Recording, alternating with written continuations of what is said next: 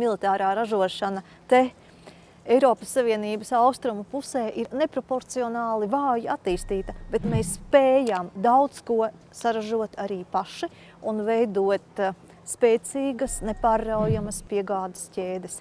Jā, militārā industrija attīstās, bet ir jābūt daudz spēcīgākam Eiropas Savienības atbalstam.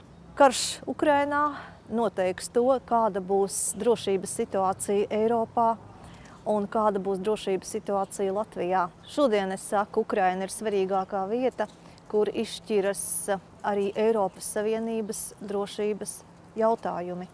Ukrainai ir jāuzvar un Krievijai ir jāzaudē. Tikai tā var būt ilgtspējīgs miers Eiropā. 8. jūnijā mums ir iespēja izdarīt savu izvēli par drošu Latviju un drošu Eiropas Savienību. Nepaliksim mājās!